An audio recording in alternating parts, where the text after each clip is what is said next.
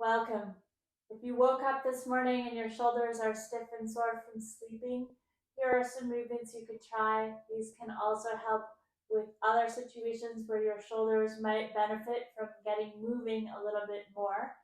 If you have chronic or severe pain, make sure that you've been assessed and diagnosed and that you've been cleared for movement by a medical professional.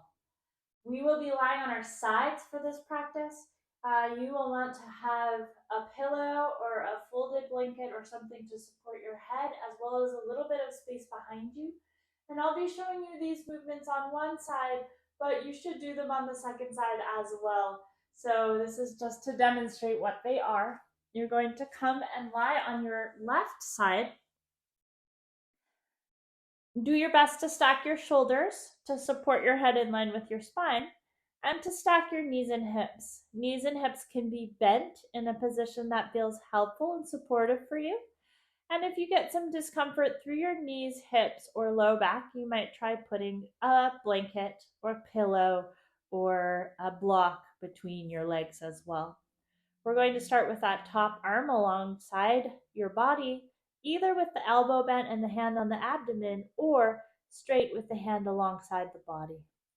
We're going to focus first on that top shoulder blade. You're going to think about drawing your shoulder blade up towards the top of your shoulder and then letting it relax back into place. Pulling your shoulder blade up towards the top of the shoulder, letting it relax back into place. See if you can move the whole blade as one unit. And notice if you're pushing with your arm to make it happen, or if you can really connect to the movement of the blade from the blade. No need to be perfect here. This is just an exploration. Next, you're going to think about starting from your starting position and drawing the shoulder blade down toward your back pocket if you have one. Shoulder blade drawn down, relax back into place. Nice and slow and controlled if you can. Just exploring this movement.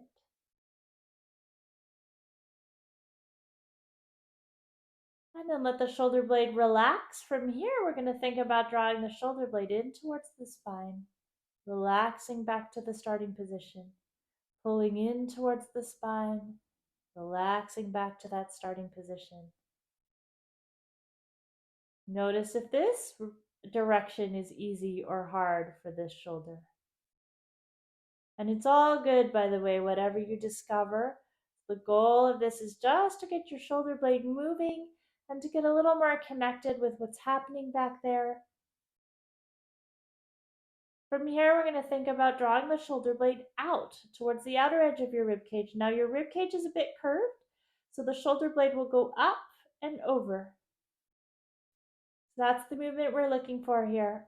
Up and forward, relaxing back down.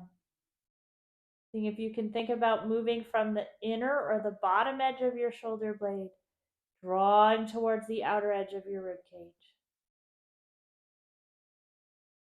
Normal, by the way, to have difficulty with these movements, normal for them to be really small. Great. Now we're going to see if we can go around a circle. If you think about there being a clock face on the back of your shoulder blade, 12 o'clock is the top of the shoulder, 6 o'clock is down towards the back pocket, and then you have your 3 o'clock, the outer edge of the rib cage, and 9 o'clock in towards your spine. So you go up to 12 o'clock, out to 3, down to 6, and back to 9. See if you can find a nice, slow, controlled circle as smooth as you can. And really thinking about the shoulder blade doing the movement, not so much pushing with the arm. Go both directions. Notice where it's easy, where it's hard, where it's smooth, where it's really not smooth.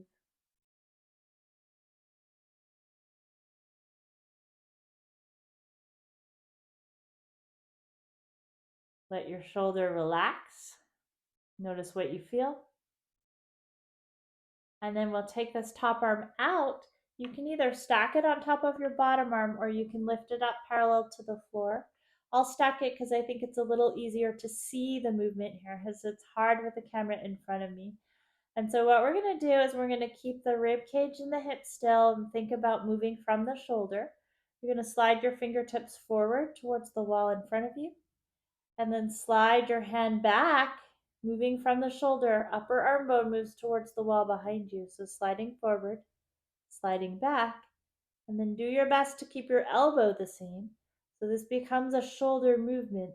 If the arm is lifted, we're doing something very similar here. Trying your best not to do it in the shoulder. Not to do it in the elbow, getting this movement happening in your shoulder.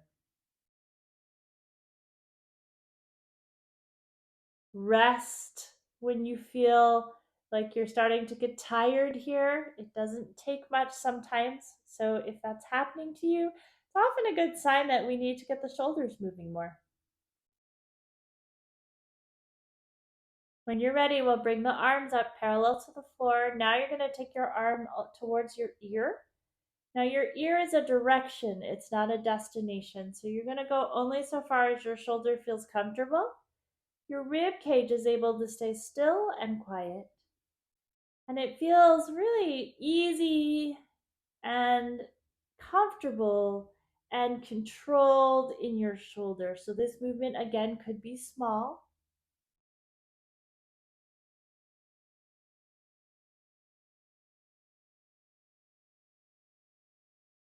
Rest when you start to feel fatigued. And we'll do one more movement with the arm. So for this one, again, we're going to think about the ribs and the hips being still. You're going to start to bring your arm up. And you can bring it as far as it moves without your rib cage getting involved. No pain, numbness, or tingling in the hand. And then you're going to nice and slow lower that arm back down to the ground.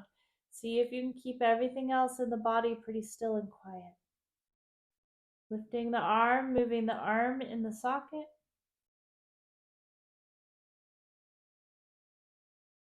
And slowly lowering back down, moving through this whole range if you can.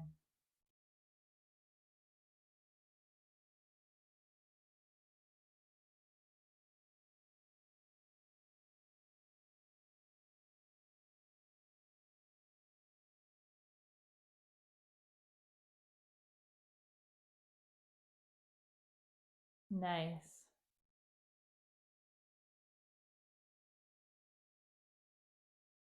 When you feel complete, let your arm come down.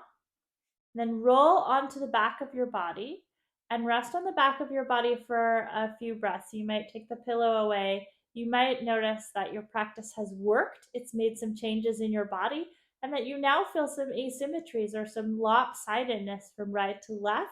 Totally fine. That's a lot of fun to really see the evidence that your practice made change in your body. After you've checked things out on your back for a few breaths, then make sure you roll to your other side and do the other side as well so that we don't leave you lopsided. And you can just go back to the beginning of this video and follow the instructions again on the second side. I would love to hear how this went for you, and please ask any questions you have in the comments.